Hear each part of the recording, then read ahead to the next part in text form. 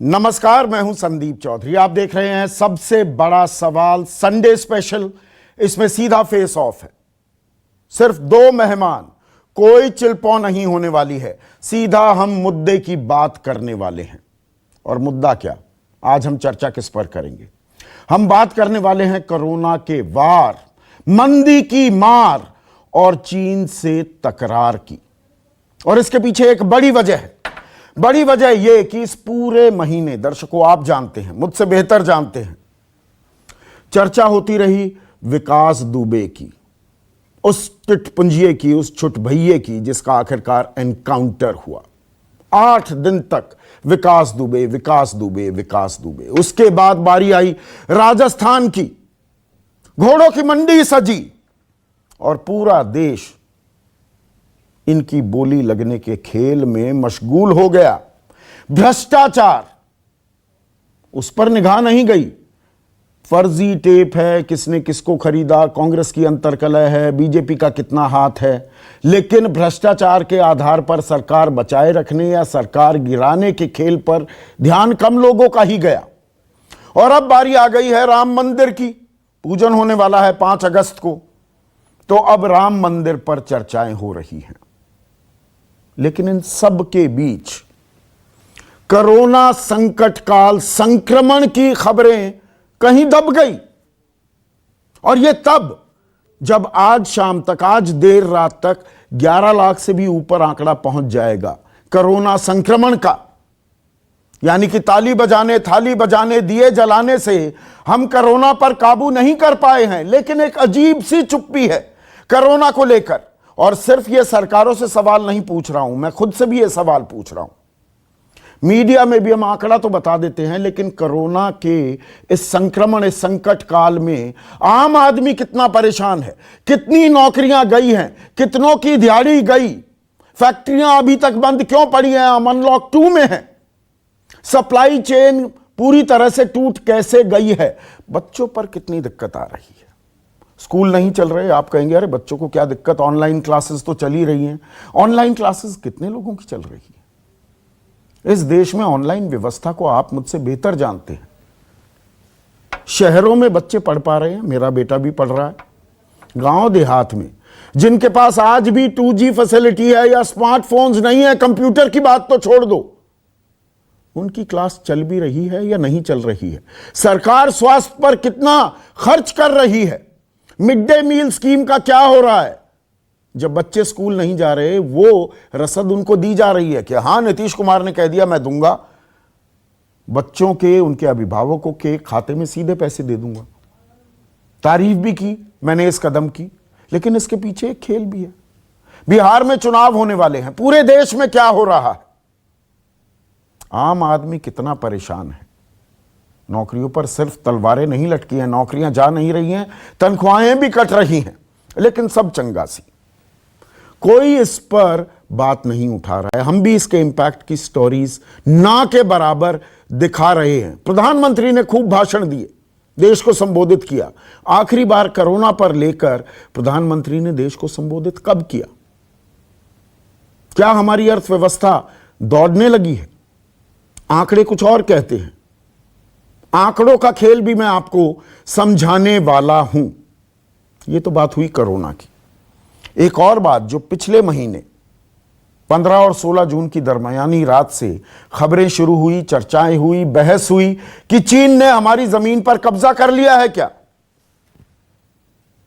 15-16 जून से 30 जून तक ये खबरें चलती रही। प्रधानमंत्री फिर नीमू गए, 14 कोर के हेडक्वार्टर्स गए और सब कुछ शांत हो गया। मानो चीन ने जो हमारी जमीन पर कब्जा किया था, 20 हमारे बहादुर, हमारे जांबाज सैनिकों की हत्या कर दी थी। वो देश के लिए लड़ते लड़ते शहीद हो गए थे। उनकी कुर्बानी हमने व्यर्थ नहीं जाने दी, हमने मुंह तोड़ जवाब दे दिया है। वो जवाब क्या दिया? वो जवाब अभी तक सार्वजनिक नहीं किया गया है। अब ऐसे में आज राहुल गांधी ने एक ट्वीट किया है। राहुल गांधी भी कभी कभी जगते हैं। उन्होंने ट्वीट किया, बीजेपी ने झूठ को संस्थागत रूप दे दिया है। कोविड-19 की टेस्ट संख्या कम करके और इससे हो रही मौतों की संख्या को कम बताकर, जीडीपी की गणना के लिए नया तरीका अपनाकर और चीनी घुसपैठ पर मीडिया को डरा धमकाकर भ्रम जल्द ही टूटेगा और भारत को इसकी कीमत चुकानी पड़ेगी। यह तो अपने आप में राजनीतिक बयान है और राजनीति भी तलाशूंगा, लेकिन सीधे सीधे 3 चीजों पर बात होने वाली है। कोरोना का वार, मंदी की मार और चीन से तकरार। ऐसे में आज का सबसे बड़ा सवाल, कोरोना, अर्थव्यवस्था और चीन की जंग, कैसे जीतेगा हिंदुस्तान? चर्चा में मेरे साथ, जैसे मैंने कहा, यह संडे स्पेशल है, फेस ऑफ है, 2 खास मेहमान। बीजेपी के राष्ट्रीय प्रवक्ता, युवा हैं, तजर्बा असीम है, देश के केंद्रीय मंत्री रह चुके हैं, राजीव प्रताप रूडी। और मेरे साथ सुप्रिया श्रीनेठ हैं, देश की फॉरमोस्ट बिजनेस जर्नलिस्ट रह चुकी हैं। अर्थव्यवस्था को इनसे बेहतर कम ही लोग समझते हैं और अब राजनेता का चोगा ओढ़ लिया है, राष्ट्रीय प्रवक्ता हैं कांग्रेस की।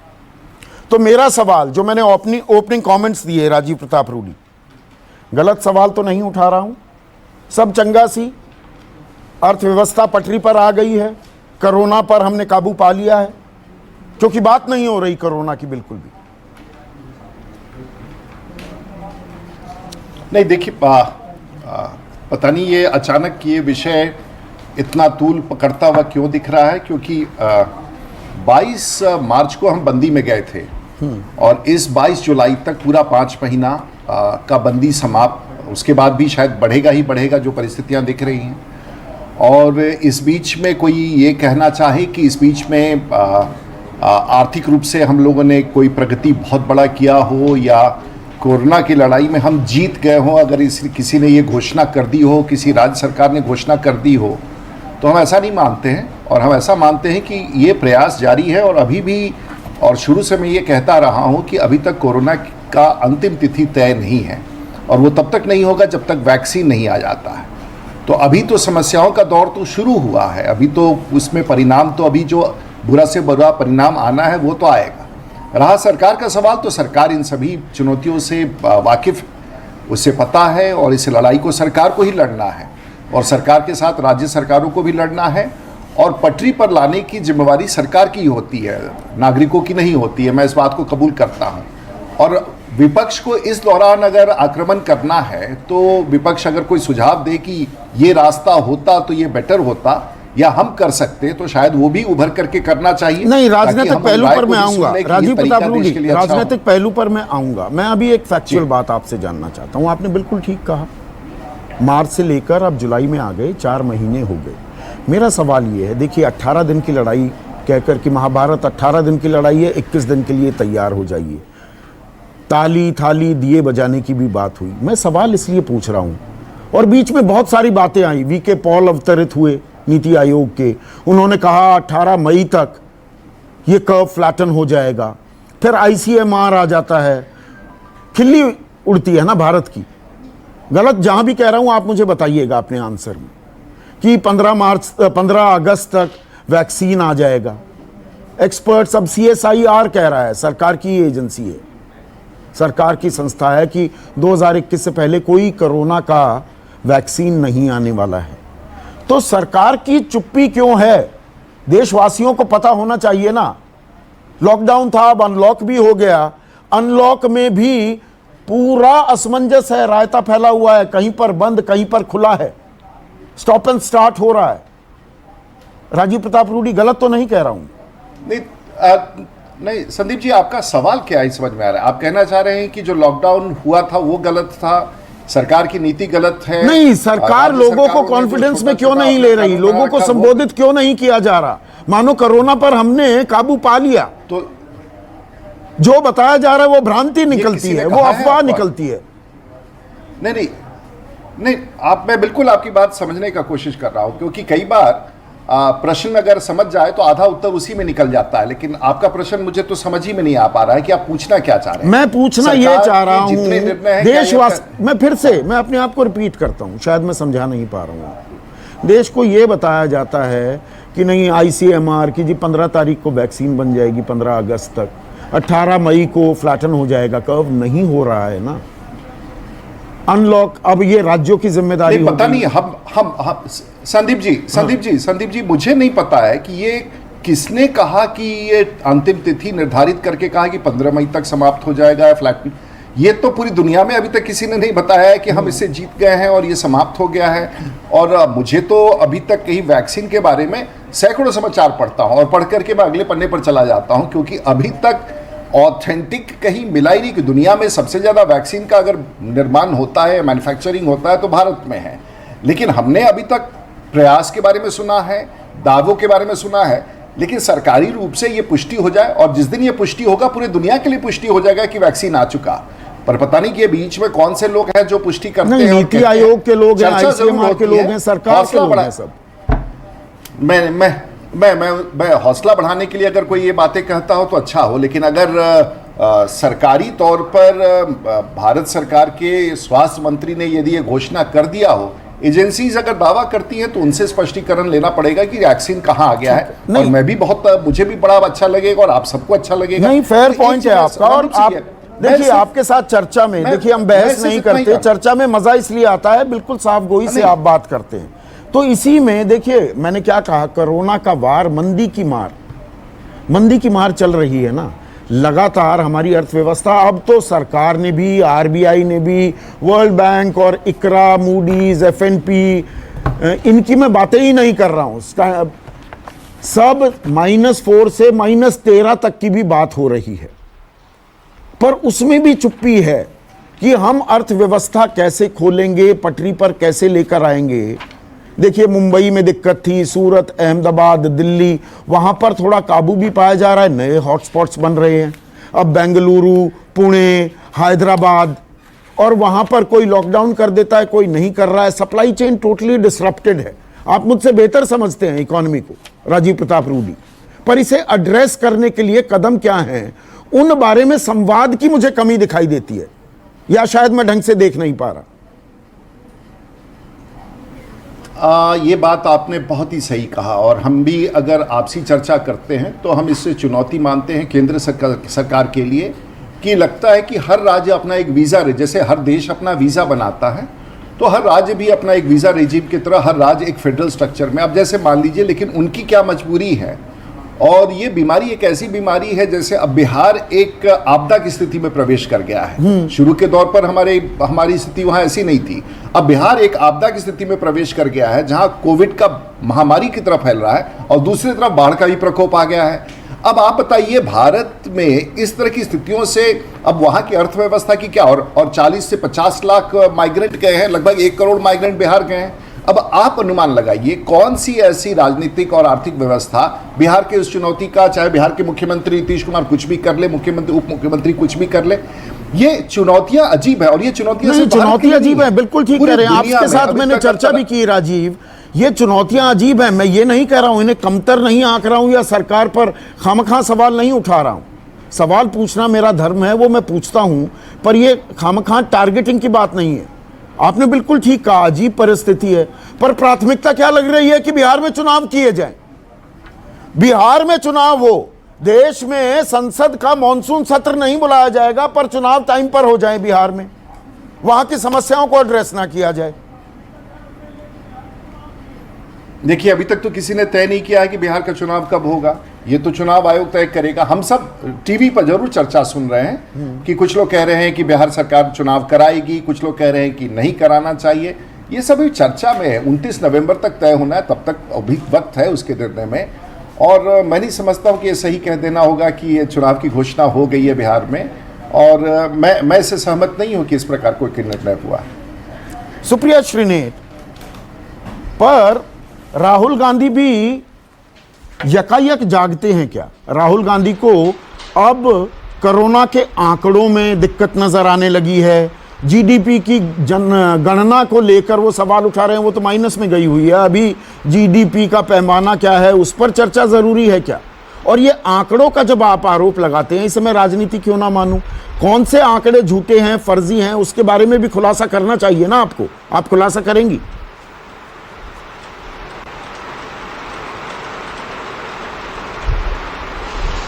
धन्यवाद संदीप जी इस बहस को करने का, और मैं आपको सच में दिल से बधाई देती हूं कि आप एक मूल मुद्दे की बहस कर रहे हैं।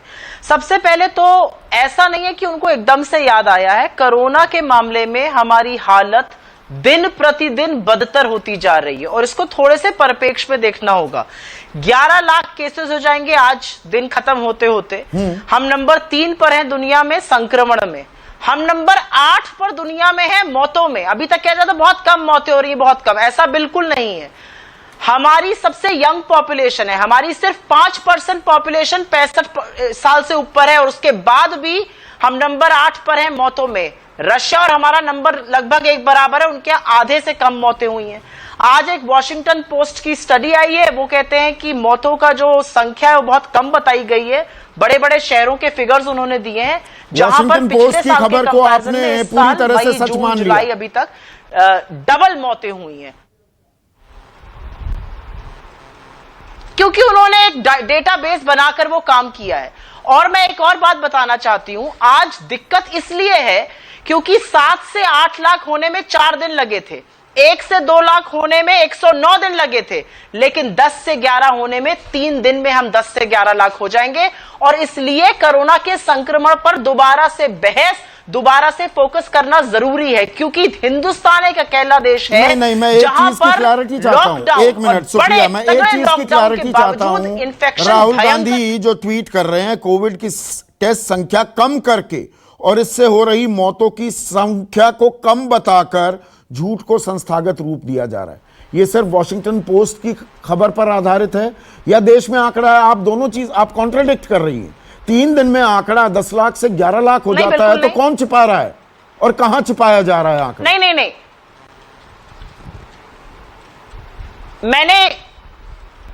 मैंने तो एक स्टडी को कोट किया था। ऐसा है कि हम संक्रमण में नंबर 3 है, मौतों में नंबर 8 है, 8वें स्थान पे, लेकिन टेस्टिंग में हम 55वें स्थान पर हैं। हमसे ज्यादा 54 देश ज्यादा टेस्टिंग कर रहे हैं। ये कैसे माना जा सकता है भाई? अगर हिंदुस्तान में इतनी मेडिकल फैसिलिटीज हैं, यहां पर वैक्सीन बनने की बात हो रही है, यहां पर अब टेस्टिंग इक्विपमेंट्स अवेलेबल हैं, टेस्टिंग किट्स अवेलेबल हैं, तो टेस्टिंग तो बढ़ानी पड़ेगी ना संदीप जी। तो सवाल वो उठाइए ना, वो उठाइए कि टेस्टिंग माकूल रूप से पर्याप्त टेस्टिंग नहीं हो रही है। आप कह रहे हैं आंकड़े छिपाए जा रहे हैं। मैं यही वो सोर्स जानना चाहता हूं। वॉशिंगटन पोस्ट के अलावा आपके पास और कोई सोर्स है?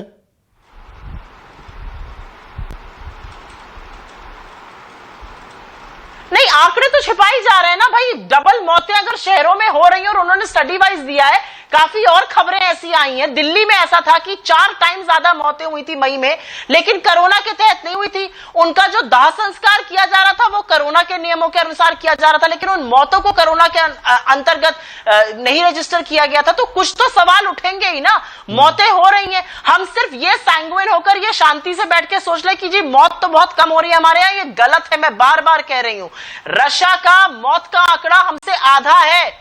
इसलिए हमें सोचना पड़ेगा कि कोरोना जिस तरह से फैल रहा है, और क्योंकि हम इतना यंग नेशन है, हमारी 25 वर्ष से आयु जबरदस्त तरीके से कम है, उसके बाद भी इतनी मौतें क्यों हो रही है, ये तो हमें सोचना ही पड़ेगा। और जो आपने आर्थिक मुद्दों पे बात उठाई, वो तो और भी गंभीर बात है। देखिए, सिंपल सी बात ये है संदीप जी, और अब गड़े मुर्दे उखाड़ने का कोई फायदा नहीं है, कि जिस समय डिसेंट्रलाइज करके राज्यों को संसाधन देने चाहिए थे, डायनामिक लॉकडाउन होना चाहिए था, उस समय सेंट्रलाइज चीजें करी गई। उस समय पान और नाई की दुकान भी सेंट्रल गवर्नमेंट के ऑर्डर से खुलने की बात हो रही थी, और जब संक्रमण फैलने लगा, जब 2.5-3 लाख पहुंच गया, तो सेंट्रल गवर्नमेंट इससे बाहर हो गई। आपने सप्लाई चेन की बात करी, सप्लाई चेन मैनेजमेंट तो सिर्फ और सिर्फ सेंट्रल गवर्नमेंट कर सकती है। 2 राज्य अपना बॉर्डर करके बंद करके बैठ जाएंगे। एसेंशियल सप्लाई चेन मैनेजमेंट, ये तो सेंट्रल गवर्नमेंट का ही काम होता है। वही एक दूसरे से बात करा के उस चेन को दोबारा से चला सकते हैं, और उसमें उनकी बहुत महत्वपूर्ण भूमिका है। और मैं एक छोटा सा फिगर आपको इसलिए बता देना चाहती हूं क्योंकि एक अहम फिगर है।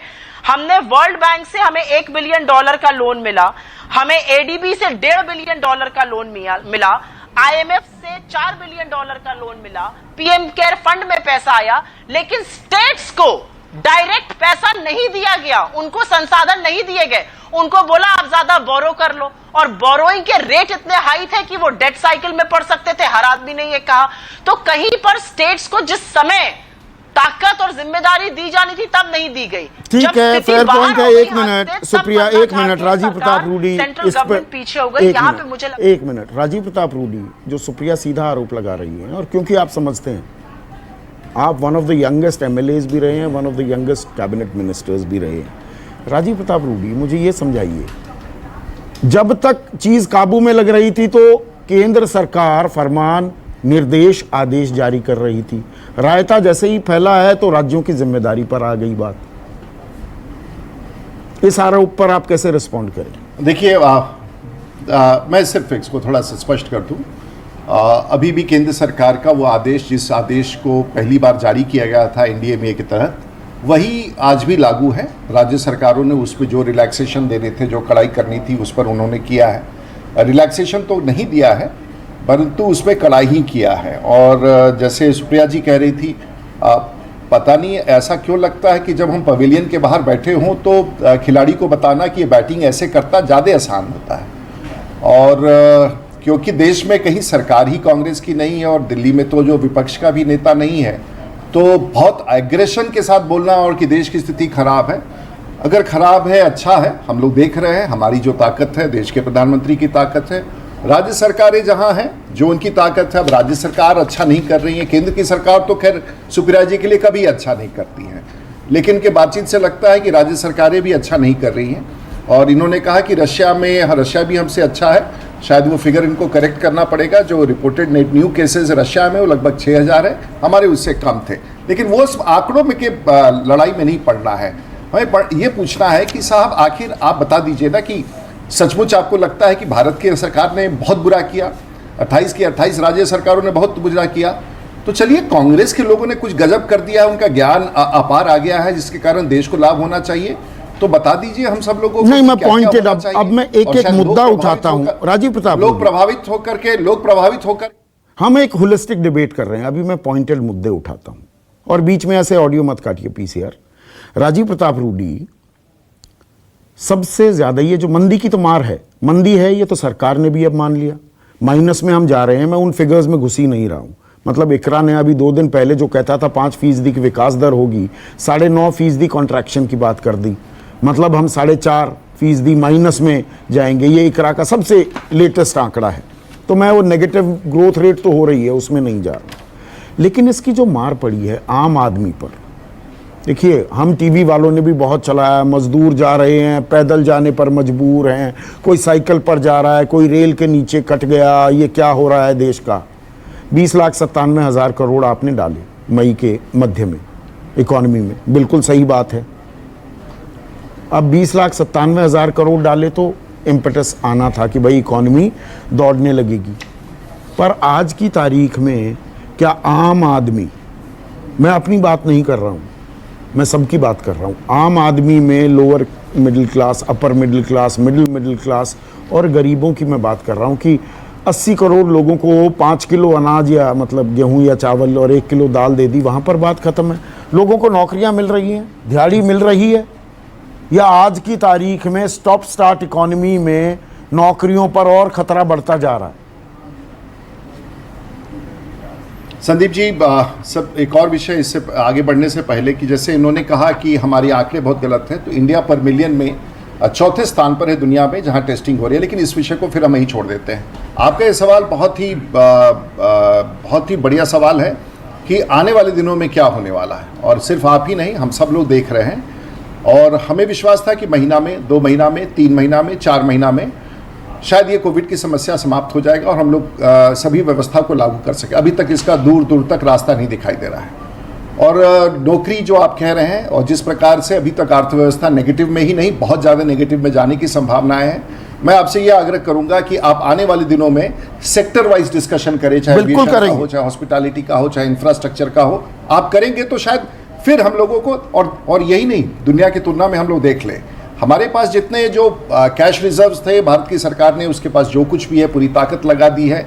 जो भी सरकार के क्षमता में, देखिए जब सरकार होती है तो सरकार का विजडम कोई एक व्यक्ति नहीं होता है, पूरी इंस्टीट्यूशनल अरेंजमेंट होती है। जो इंस्टीट्यूशनल अरेंजमेंट आज से पहले कांग्रेस के पास भी थी, आज हमारे पास है। और मुझे लगता है कि पॉलिसी लेवल पर इंस्टीट्यूशनली हम चाहे दुनिया के पैमाने पर हो या भारत के भीतर हो, चाहे वो RBI हो या मिनिस्ट्री ऑफ फाइनेंस हो, मिनिस्ट्री ऑफ कॉमर्स हो या भारत सरकार के 35-40 विभाग हो, ये सब मिलकर, लेकिन अंतोगत्वा जो परिणाम निकल के आएगा वो कितना बेहतर हो सकता है, कितना नीतिगत तौर पर सरकार क्या क्या निर्णय ले, ये तो इसका आकलन इस 4 माह की अवधि में नहीं हो सकता। इसका आकलन अगले 4, क्योंकि ये लड़ाई 4 वर्षों की होगी। नहीं, वो बात ठीक है, लड़ाई अभी लंबी है। मैं इसी बात पर, रोजगार के मुद्दे पर, 1 minute hold on for a second. और अगर किसी के पास, just hold on for a second, देखिए मैं अभी मिडिल क्लास की तो बात ही नहीं कर रहा हूं।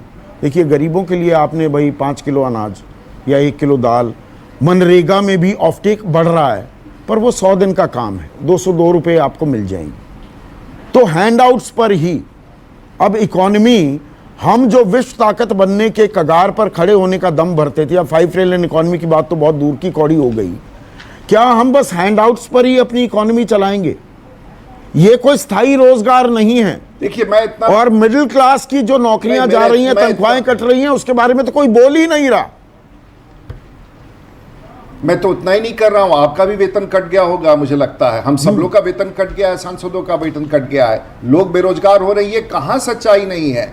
लेकिन सवाल है कि इस पूरे परिस्थिति के लिए क्या भारत की सरकार जिम्मेवार है या कोई व्यक्ति जिम्मेवार है? ये परिस्थिति तो किसी ने कोविड को बुलाया तो था नहीं, और ऐसा नहीं है कि कोविड से भारत में ही आया है, पूरी दुनिया में है।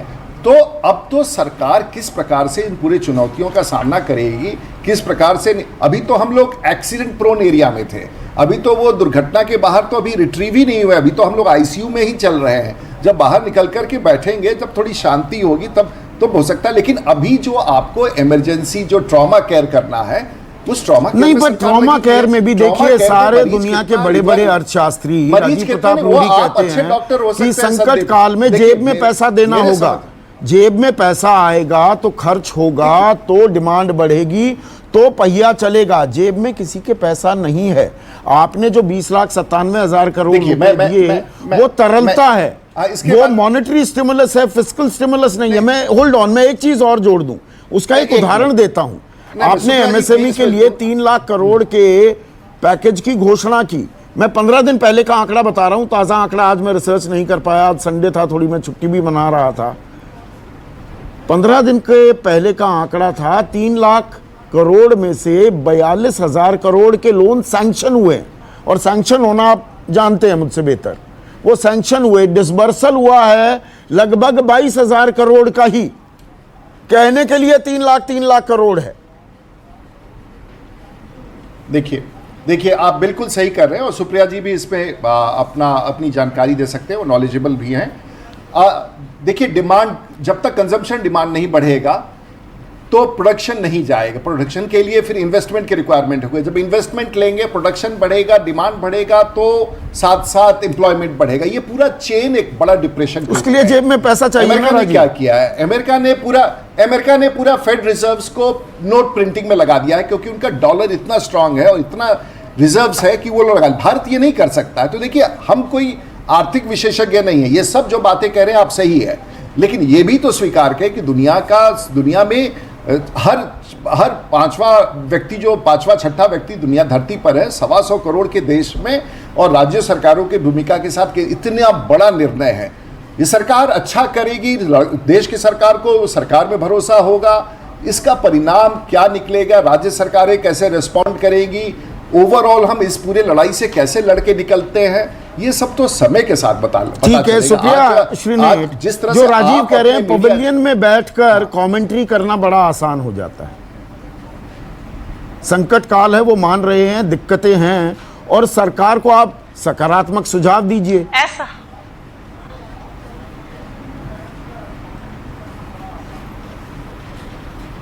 सरकार को हमने लगातार सकारात्मक सुझाव दिए। हमारा पहला और बार बार सुझाव यह था, आप डायरेक्ट कैश ट्रांसफर करिए, आप लोगों के हाथ में पैसा डालिएगा, कंजम्पशन बढ़ेगा, और राजीव जी ने जो कहा वही होगा। कंजम्पशन से इन्वेस्टमेंट बढ़ेगा, नौकरियां आएंगी, एक वर्चुअस साइकिल इकोनॉमी की बनेगी। मुझे आज भी समझ में नहीं आता है कि सरकार को किसने यह नसीहत दी है कि डायरेक्ट कैश ट्रांसफर मत करिए। वही एक तरीका है, क्योंकि कंजम्पशन बेस्ड इंडियन इकोनॉमी है, 2/3 GDP का हिस्सा कंजम्पशन है हमारा, और अगर हम ये नहीं मानेंगे तो हम बैठे रहे घर पे, कुछ नहीं हो पाएगा इकोनॉमी का, हमें डायरेक्ट कैश ट्रांसफर करना ही पड़ेगा।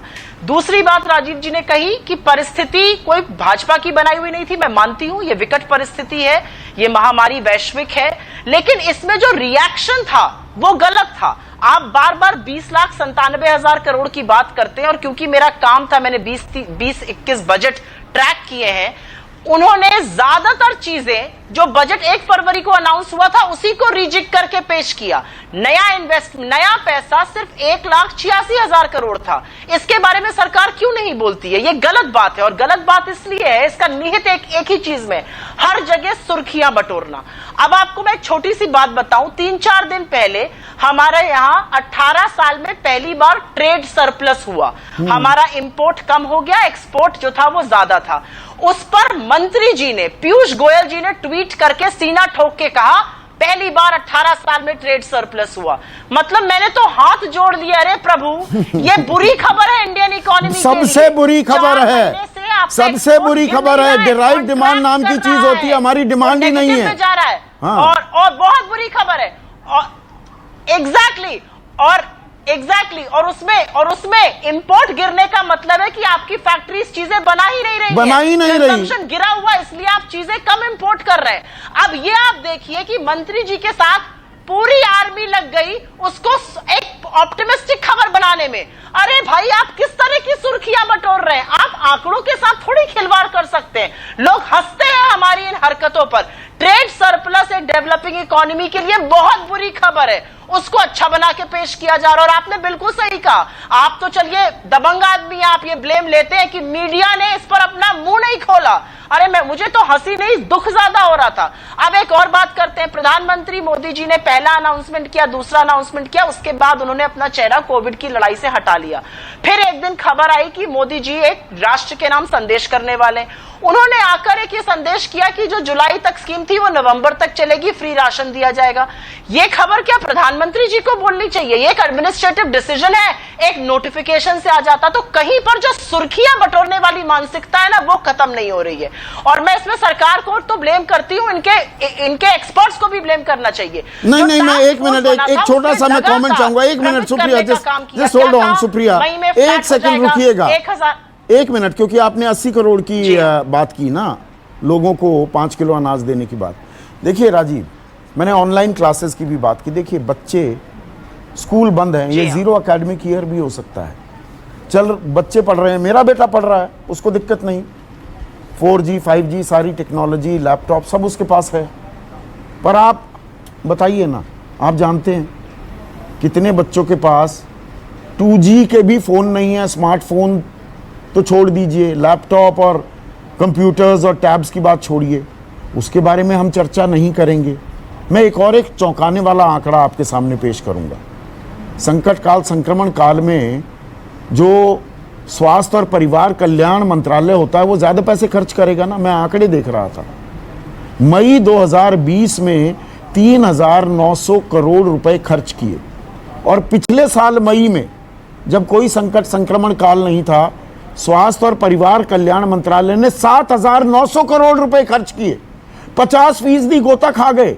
हम संकट काल में हैं तो स्वास्थ्य और परिवार कल्याण मंत्रालय कम पैसे खर्च कर रहा है। 220 करोड़ रुपए खर्च किए आयुष मंत्रालय ने पिछले साल, 220 करोड़। इस साल मई में 7 करोड़ रुपए खर्च हुए, 7 करोड़।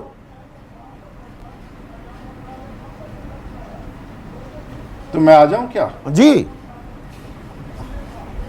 मैं संदीप जी अभी तक तो आस्ते आस्ते सब बात को थोड़ा तर्क के साथ लाना चाह रहा था, लेकिन मुझे लगता है कि मैं उस भूमिका में बहुत देर नहीं रह पाऊंगा, और मुझे भी थोड़ा रेटोरिक में जा करके ये बताना पड़ेगा जो पॉलिटिकली बताना पड़ेगा। तो सुर्खियां बटोरने का काम तो हम लोग करते ही हैं, और देश के प्रधानमंत्री को सुर्खियां इसलिए मिलती हैं कि लोग उनकी बात को सुनते हैं। और आपके नेता जो राहुल, क्योंकि प्रधानमंत्री का नाम लाएंगे तो इनके जो वो नेता है ना, जो राहुल गांधी, जिनको सरेंदर गांधी या क्या क्या वो बोलते रहते हैं, तो उनको चाहे वो जो मर्जी बोल ले, लोग उनको सुनने के लिए तैयार नहीं है। अब कैसा लग रहा है सुप्रिया जी आपको? और आपके नेता का जो नेतृत्व था वो पूरे भारतवर्ष ने देख लिया है, और अब ये स्थिति है कि 40-42 में आप बैठे हैं 2 बार से, और देश की सरकार में हम लोग 282 से बढ़ के 303 बच गए, और हमारी सरकार पर सरकार राज्यों में बनती चली जा रही है। देश के लोगों को देश के प्रधानमंत्री पर भरोसा है और आप लोग जितना चीख चिल्ला ले चाहे आपके देना लिखा ले। आप लोगों ने देख लिया कि तीनों नेताओं ने कहा बस लगाने की, कोई बात करता है तो कोई कुछ करता है। आपकी राजनीतिक स्थिति क्या है आपको पता चल गया है। लेकिन अगर आप ढंग से अगर देश के प्रधानमंत्री का नाम नहीं लेंगी सुप्रिया जी, तो अगले बार से मैं ऐसे खरी खोटी आप लोगों को सुनाऊंगा ताकि आपका बहस का दिशा बदल जाएगा।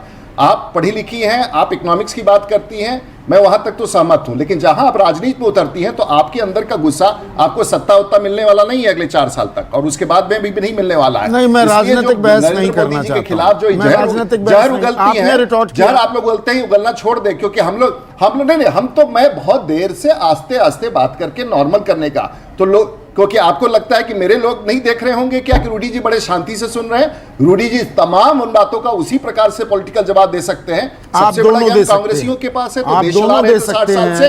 लेकिन आज आप दोनों, आप लोगों ने, आपने सुन लीजिए संदीप जी, एक मिनट। सबसे बड़ा इकोनॉमी तो पूरे देश में सरकार का खजाना निकाल करके देश में सब्सिडी का सबसे बड़ा दौर तो इन लोगों ने शुरू किया है। आज लोगों को निर्भर बना दिया है कि आज उसे बाहर निकालिए, सब्सिडी कम कीजिए, तो सबसे ज्यादा हल्ला कांग्रेस के लोग करते हैं। लोगों को तो कमजोर बना दिया, पूरी अर्थव्यवस्था को 60 साल में कमजोर बना के रखा है इन लोगों ने, खोखला बना के रखा है। जिम्मेदारी आज हमारे पास है, और कोविड नहीं होता तो $3 मिलियन इकोनॉमी, पढ़े लिखे पहुंचेंगे, और आज भी पहुंच सकते हैं। ये अर्थव्यवस्था का ज्ञान जितना कांग्रेस में रोक रहा हूं, तो अब आपको रोकना पड़ेगा, क्योंकि जब भी मैं टेलीविजन पर आऊं, प्रताप रूडी, अब मैं टेलीविजन पर आऊं, देखिए आप दोनों को मैंने चर्चा में, प्रधानमंत्री पर आरोप लगाएंगे तो मैं सीधे इस तरह से लौटूंगा। पीसीआर सुन रहे हो आप? मैंने आप दोनों को इसलिए बुलाया कि आप दोनों संजीदा मैच्योर्ड लोग हैं, पढ़े लिखे लोग हैं, और मुद्दे बहुत भारी भरकम हैं अभी देश के सामने, उन पर चर्चा करना जरूरी है और सच सामने आना चाहिए। राजनीतिक तू में बातें गौण हो जाती हैं, लोग ताली बजाएं, वो जिनके लिए ताली बजाएं ठीक है, मैं ताली बटोरने के लिए कार्यक्रम कतई नहीं करता हूं। सवाल अब मैं चीन पर भी लेकर आता हूं। मैं महिलाओं की भी बात करना चाह रहा था, लेकिन अब वक्त थोड़ा सा हमारा राजनीतिक तू में चला गया। राजीव प्रताप रूडी, चीन का सच हमें पता लग पाएगा, या चीन, राहुल गांधी ये आरोप लगा रहे हैं कि चीनी घुसपैठ पर मीडिया को, हम लोगों को डरा दिया। देखिए मैं तो डरता नहीं हूं, ना मुझे किसी ने डराया, ना कहीं सरकार ने मेरे ऊपर दबाव बनाया, पर चीन प्रधानमंत्री चले गए नीमू और 14 को, और आप जानते हैं आपके परिवार में तो लोग रहे हैं। क्या चीन पीछे हट गया है? गलवान घाटी में पेट्रोलिंग पॉइंट 14 जहां उसने वो तंबू गाड़ दिया था, अब 2 किलोमीटर वो पीछे चला गया, 2 किलोमीटर हम पीछे आ गए। हमारी ही जमीन पर बफर जोन बन गया है क्या, या ये कोरी बकवास है? देखिए संदीप जी, मैं हमेशा आपके साथ आना भी पसंद करता हूं टेलीविजन पर, लेकिन हम अगर कोई पैनलिस्ट ऐसा सेंटेंस बोलना जैसे ही शुरू करता है कि ये सुर्खियां बटोरने वाली सरकार है, तो फिर मैं थोड़ा देर वेट कर लेता हूं, और भी वेट कर लेता हूं। हाँ। उसके बाद आपको पीसीआर बंद कराना पड़ता है जब मैं बोलता हूं। तो ये स्पष्ट होना चाहिए सभी पैनलिस्ट को कि मैं बहुत कटु भी हो सकता हूं, लेकिन अवॉइड करता हूं। नहीं। चीन के संदर्भ में जो आपने सवाल कहा, देखिए जो कुछ भी नॉलेज में आ रहा है, मैं इस पर अभी कोई टिप्पणी इसलिए नहीं करना चाहूंगा कि देश के रक्षा मंत्री भी गए, पहले प्रधानमंत्री गए, वार्ता चल रही है, स्थिति मोटे तौर से सामान्य है। लेकिन मैं आपको यह कह सकता हूं कि अब चीन भारत के इंडेक्स में आइसोलेटेड हमेशा रहेगा। ये 10 वर्षों की लड़ाई है, 20 वर्षों की लड़ाई है, मैं नहीं जानता हूं, लेकिन चीन के खिलाफ जब तक आप आर्थिक रूप से मजबूत नहीं होते हैं, और मैं समझता हूं कि पोस्ट कोविड के बाद ये चुनौती का दौर है कि हम इस आर्थिक रूप से मजबूत होंगे, उसके बाद ही चीन को जवाब देना ज्यादा आसान होगा। लेकिन हम मिलिट्री रूप से कोई कमजोर है चीन के सामने, इस बात नहीं, मैं कमजोरी की बात नहीं कर रहा हूं, मैं सिंपल एक फैक्ट की आपसे बात कर रहा हूं। मैंने गलवान घाटी का जिक्र किया, पैंगोंग सो में फिंगर 4 से फिंगर 8 के बीच क्या उन्होंने कब्जा कर लिया है? फिंगर 8 तक हम अपना इलाका मानते हैं, वो कहते हैं फिंगर 2 तक उनका है, पर हम अपनी बात करेंगे, चीन की बात करने के लिए तो हम बैठे नहीं हैं। फिंगर 4 से फिंगर 8 के बीच में क्या कब्जा कर लिया है? हेलीपैड भी बना लिया है, और डेप्सांग जो दौलत बेग ओल्डी हवाई पट्टी जो है हमारी, उसके साउथ ईस्ट में 30 किलोमीटर जहां चीन की मौजूदगी थी, वहां से 18 किलोमीटर अंदर आ गया है क्या? सिंपल सवाल है। देखिए, मैं मानने के लिए तैयार नहीं हूं, और मैं तो देश के प्रधानमंत्री और रक्षा मंत्री की बात कहूं कि 1 इंच भी जमीन और 1 भी पोस्ट कब्जा नहीं हुआ है, और अगर इंटरनल अगर इंकर्शन हुए हैं तो वो बातचीत के बाद हमेशा चीन कभी प्रवेश करता है, कभी उससे बातचीत करके, जैसे डोकलाम में हुआ था, वो बातचीत करके वापस चला जाता है, ये तेवर दिखाते रहता है। लेकिन मैं नहीं समझता हूं, और मेरी जानकारी में, और मैं स्पष्ट रूप से कहना चाहता हूं कि 1 इंच भी भारत की धरती पर, और क्योंकि सुप्रिया श्रीने, चीन के साथ आप क्या प्रधानमंत्री, रक्षा मंत्री, विदेश मंत्री की बात मानने को तैयार नहीं? कठिन है। ठीक है सुप्रिया, रिस्पॉन्ड कीजिए।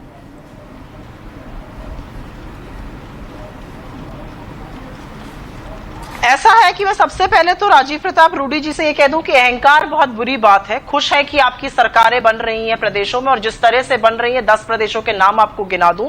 मैं तो पीयूष गोयल जी की बात पे सुर्खियां बटोरने की बात कह रही थी, उसका जवाब आपके पास नहीं है कि कैसे गलत खबर को सही बना के प्रस्तुत किया जाता है। खैर, शालीनता का डिबेट था, इसलिए मैं अशालीन नहीं होंगी। जहां तक चीन की बात है संदीप जी, आप कह रहे हैं कि हमें इन तीनों लोगों की बात पर विश्वास है कि नहीं, लेकिन तीनों लोग अलग अलग बातें कर रहे हैं। रक्षा मंत्री जी जो अभी वापस होके आए हैं लद्दाख बॉर्डर से, उन्होंने एक बड़ा सनसनीखेज और चौंकाने वाला बयान दिया। उन्होंने कहा है कि चीन से वार्ता हो रही है, लेकिन इस वार्ता का क्या प्रभाव होता है और किस हद तक हम कामयाब होते हैं यह हमें नहीं पता, ये मैं नहीं कह सकता हूं। और डिसएंगेजमेंट अभी तुरंत नहीं होगा, उसमें वक्त लगेगा। यह प्रधानमंत्री जी की बात के बिल्कुल विपरीत है। प्रधानमंत्री जी ने तो कहा था कोई आया ही नहीं है, तो डिसएंगेजमेंट किस बात का हो रहा है? अच्छा, विदेश मंत्री जी बेचारे समझ ही नहीं पाते हैं कि वो किसकी ओर से बैटिंग करें, तो वो कभी कुछ और मौखिक रूप से कुछ और कहते हैं, लेकिन लिखित जो डिटेल्स में जाता है उसमें वो बिल्कुल गलत, बिल्कुल सही बात कहते हैं कि गलवान में हमारी जमीन पे घुस के चीन ने ऐसा ऐसा किया था। अब सिर्फ एक ही मुद्दा है पूरे देश के सामने, वो मुद्दा ये है कि फिंगर 4 से फिंगर 8 के बीच में हम इस समय पेट्रोलिंग क्यों नहीं कर पा रहे हैं। इसका मतलब स्टेटस को बदला है, इसका मतलब स्टेटस को एंटी करने की बातें कही जा रही हैं, वो एंटी क्यों नहीं हो पा रहा है, चीन क्यों नहीं मांग रहा है। डीबीओ में और डेप्सांग ने चीन ने सैन्य वहां पर फोर्टिफिकेशन किया है, उसके बारे में क्या कहना है।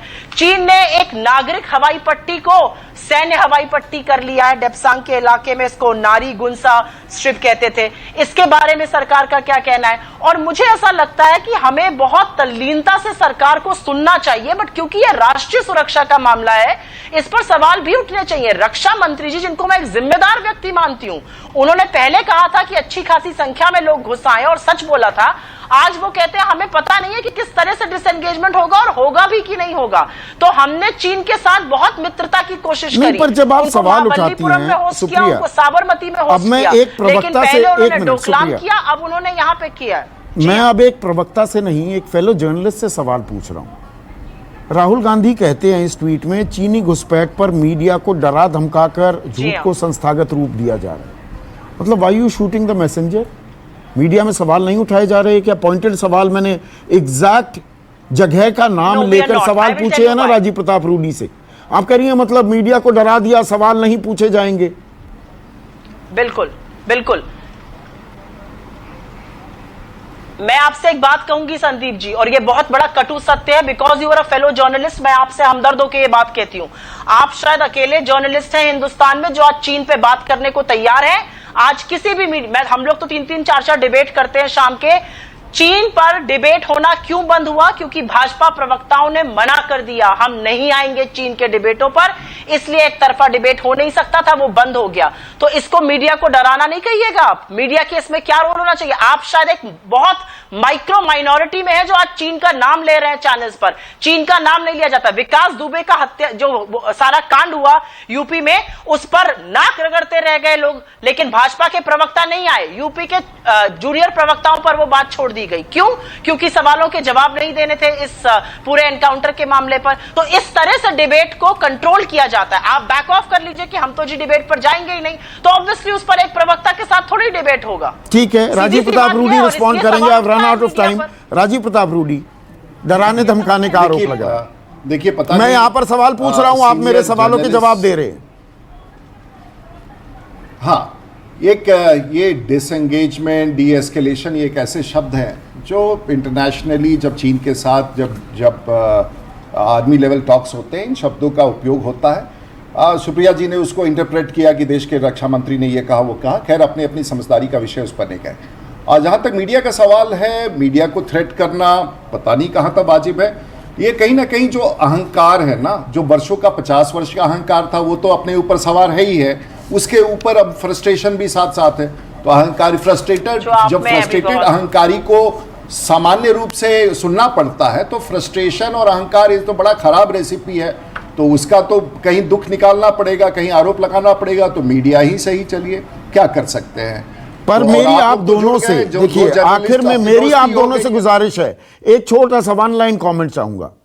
मैं फिर से उसी बात पर आऊंगा, कोरोना का वार, मंदी की मार और चीन से तकरार, हम लड़ेंगे कैसे? आप आपस में लड़ेंगे ना, राजीव प्रताप रूडी और सुप्रिया श्रीनेट, हम ये जंग नहीं जीत पाएंगे। अब मैं ये गलत तो नहीं कह रहा हूं, आप सबको साथ मिलना पड़ेगा। नहीं, बिल्कुल सही है। नहीं, सुप्रिया जनरली ठीक था कि कभी कभी उनको ऊपर से लगता है दबाव ज्यादा हो जाता है पॉलिटिकल बात करने का, फिर गड़बड़ होने लगता है। अदरवाइज वो बातें तो अच्छी ही करती हैं, समझदारी से। सबको साथ लड़ना होगा ना सुप्रिया। ठीक है, वो अच्छा ही है। हाँ वो बातें तो जनरली कभी हमारा कोई ठीक खेत होता है, लेकिन जब पॉलिटिकल विषय लेके आती है हमारा और रूडी जी का कोई खेत मेड़ का तो झगड़ा है नहीं।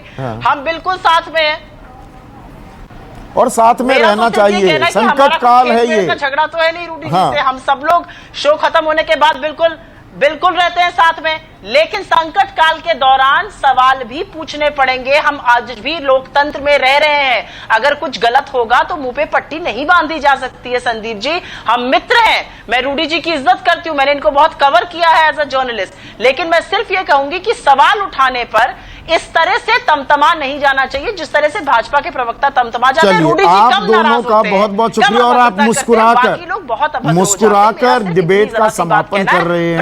मुस्कुराकर ही हम कोरोना, अर्थव्यवस्था, चीन की ये जंग भी जीत सकते हैं अगर हम सब साथ हों और सवाल भी पूछे जाएं, उनके जवाब भी दिए जाएं। इसी उम्मीद के साथ आज के स्पेशल एडिशन में बस इतना ही। नमस्कार, मैं हूं मानक गुप्ता।